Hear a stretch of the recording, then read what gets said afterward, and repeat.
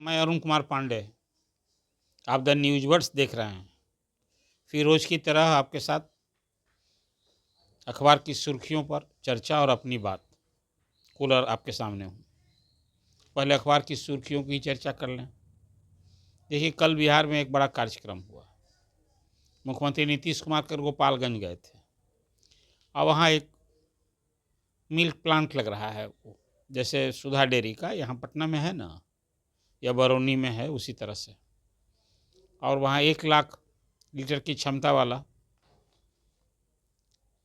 Milk plant लगा है वहाँ। अब गोपालगंज उसके आसपास किसानों से जो दुग्ध उत्पादक हैं उनका वहाँ कलेक्शन रोज होगा, स्वरोजगार के अवसर बढ़ेंगे। और वहाँ शिक्षा मंत्री सुनील कुमार की पहल पर ये सब कुछ हुआ था। मुख्यमंत्री गए वहाँ, इसका उद्घाटन किए, कई स्टॉल लगातार घूमे। अब तो उसकी क्षमता भी दूनी करने की योजना है। अभी तो भूमि पूजन हुआ है और ये लक्ष्य है कि अब बिहार का जो डेयरी का उत्पाद है, दूध और दूध से बना जो प्रोडक्ट है, चाहे वो पेड़ा हो, काला जामुन हो, पनीर हो, ये सब यूपी भी जाया करेगा। इसकी वहाँ भी मार्केटिंग होगी। एक अच्छी खबर है। मुख्यमंत्री को सुनने के लिए बहुत लोग वहाँ पहुँचे थे, हजारों की संख्या में लोग। लेकिन निराशा हाथ लगी। कल हेलीकॉप्टर से गए सीएम और कार्यक्रम किए और इसके बाद चले आए, संबोधित नहीं किए थे। तो लोगों में एक निराशा भी थी। तो ये अखबार की सुर्खियाँ बनी हैं, चर्चा किया आपसे। कल ही बिहार एग्जामिनेशन बोर्ड ने 2025 की मैट्रिक परीक्षा और इंटरमीडिएट परीक्षा का प्रोग्राम अनाउंस किया है। वे जानते हैं कि ये दोनों परीक्षा मिलाकर कोई 30 लाख से अधिक विद्यार्थी इन परीक्षाओं में शरीक होते हैं। तो इंटर की परीक्षा 1 फरवरी से और मैट्रिक की परीक्षा 17 फरवरी से होगी और मार्च अप्रैल में रिजल्ट होगा। बिहार बोर्ड का इधर हाल के वर्षों में एक बड़ी उपलब्धि रही है, समय से परीक्षा और समय से पहले रिजल्ट। तो कई बार तो सीबीएसई की परीक्षा के बाद रिजल्ट भी हुआ, ये भी बिहार का बोर्ड का ही रहा। लेकिन अब इसमें सुधार हुआ है। बोर्ड के अध्यक्ष आनंद किशोर ने कल एक और बड़ी जानकारी दी कि अब जो टॉप 10 करते हैं उनके लिए जो छात्रवृत्ति मिलती है वो राशि दूनी की जाएगी। और जो टॉपर होते हैं उनको लैपटॉप वगैरह मिलता है, तो आप सभी जानते हैं। तो कल ये आप विद्यार्थियों के लिए एक अच्छी खबर थी। ये अखबार की सुर्खियां हैं और आप सब लोगों के लिए जुड़ी खबर है कि मैट्रिक परीक्षा का, इंटर परीक्षा का डेट अनाउंस हो। अब इस तरह से आप सभी तैयारी में भी लग जाइए विद्यार्थी। एक खबर थी ये कल। अब कुछ पॉलिटिकल भी चर्चा कर दूं आपसे।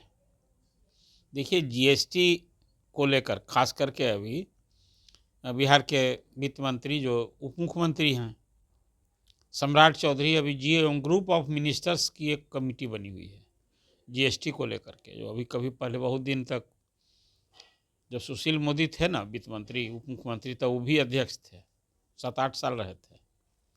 अभी जीओएम ने, ग्रुप ऑफ मिनिस्टर्स ने एक सिफारिश की है कि भाई एक 35% का नया स्लैब बनाइए जीएसटी का, और उसमें कोल्ड ड्रिंक पर और सिगरेट पर अभी 35% टैक्स लगाया जाए जीएसटी।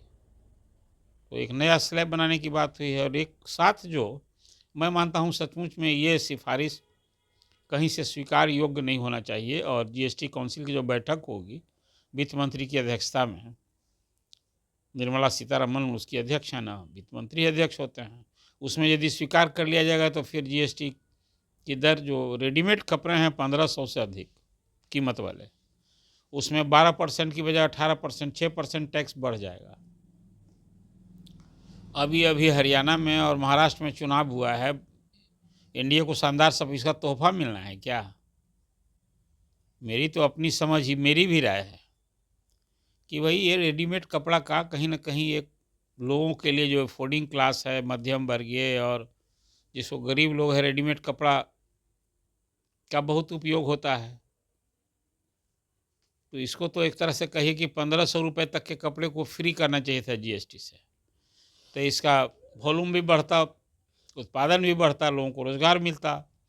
अभी राजस्व बढ़ाने के चक्कर में जो जीओएम ने सिफारिश की है तो इसलिए मैंने कहा कि ये स्वागत लोग नहीं है, तो सचमुच में एक बहुत ही सराहनीय कहिए पहल है ये। विपक्ष के नेता राहुल गांधी ने इसका कड़ा विरोध किया है और कहा है कि बड़े बड़े लोगों को तो लोन माफ़ करती है, अरबों का लोन माफ़ करती है सरकार, नरेंद्र मोदी की गवर्नमेंट, और आम लोग पर देखिए ये टैक्स बढ़ाने जा रहे हैं।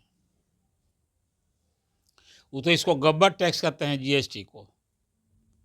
तो रेडीमेड कपड़े पर 1500 रुपये से अधिक के कपड़े पर जीएसटी बढ़ाने का प्रस्ताव अभी है और अगले सप्ताह ही बैठक होने वाली है जीएसटी काउंसिल की। उसमें सभी राज्यों के मुख्यमंत्री, ये सरकार शामिल होती है और 20 राज्यों में तो अब अभी भाजपा और भाजपा के सहयोगी दलों की सरकार न है। तो ये कि तोहफा नहीं, इतनी बड़ी क्या मिलेगा। ये टैक्स जो बढ़ाने का सचमुच प्रस्ताव है, इसका राहुल गांधी ने विरोध किया है। ये कुचित कम है। ये विपक्ष की ओर से मैं मानता हूँ एक रचनात्मक ये विरोध भी और सलाह भी है। इसका विरोध किया है कि नहीं बढ़ना चाहिए। और सचमुच में इस और लोगों को सस्ता रेडीमेड कपड़ा मिले तो 1500 के कपड़े पर तो जीएसटी लगना ही नहीं चाहिए, और फिर उस पर 1500 से अधिक पर जो 18% टैक्स हो रहा है, इस पर निश्चित रूप से पुनर्विचार करना चाहिए। एक इशू था जो आपके सामने चर्चा की मैंने। अब अभी जरा सा पॉलिटिकल एक और खबर है।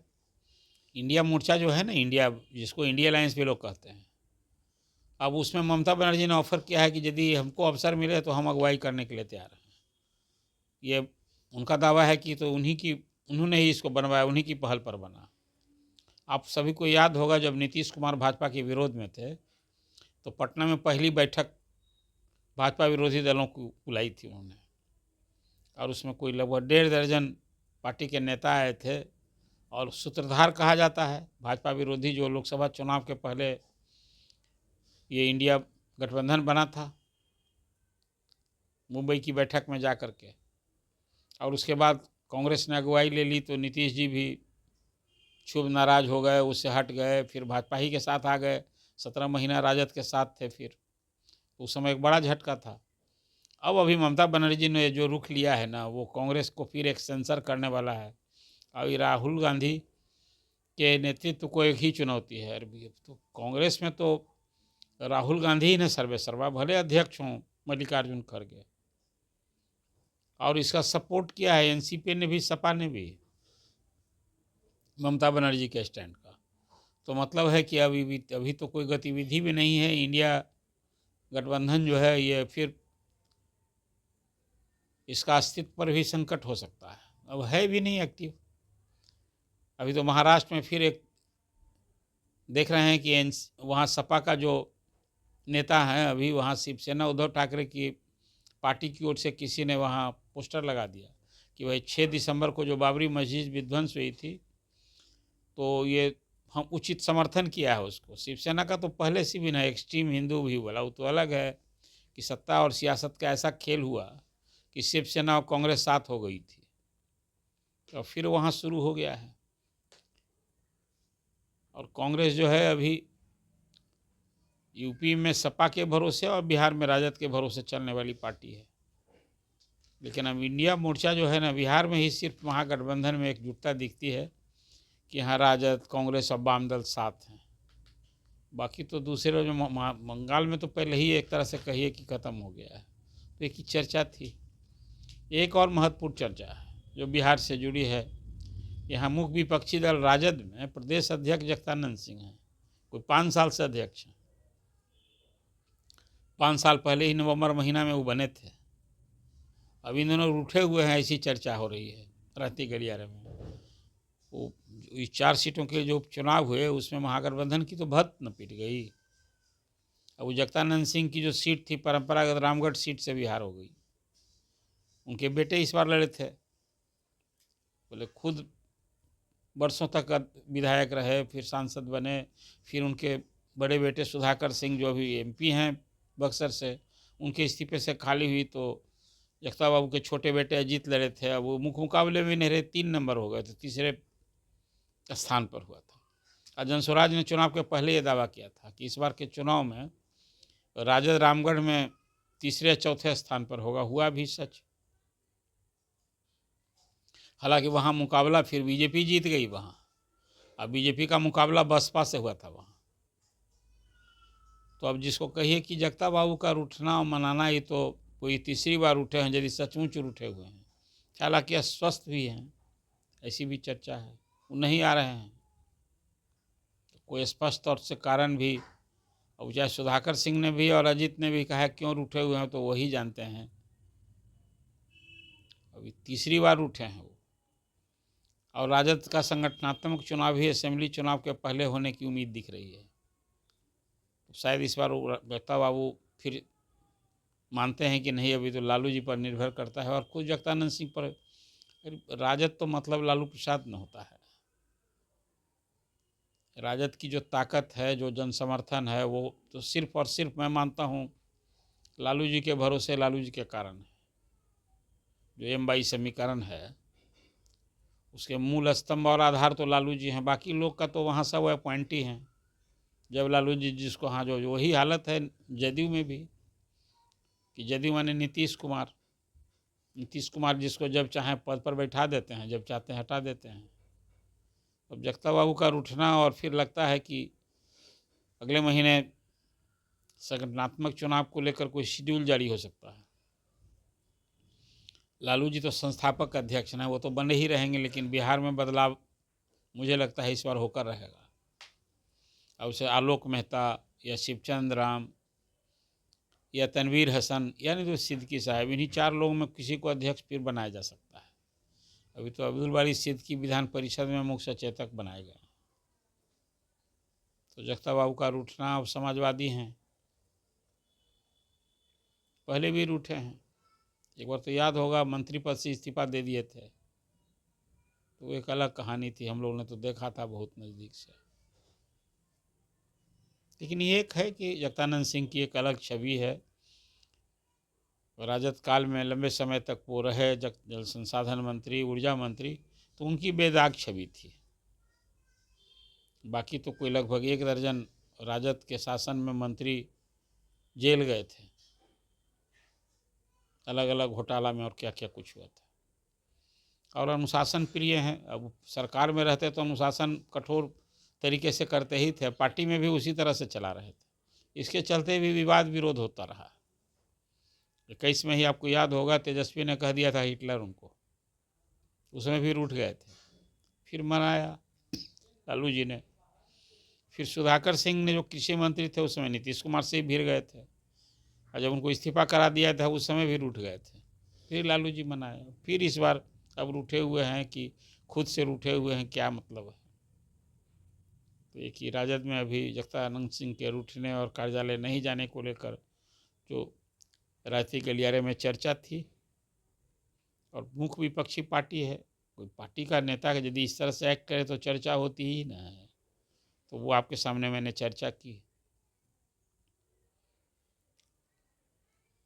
आप द न्यूज़ वर्ड्स को देखते रहिए, और ये चर्चा मैंने आपसे की, आपको कैसी लगी ये चर्चा, और आप अपना कमेंट ज़रूर दीजिए। धन्यवाद।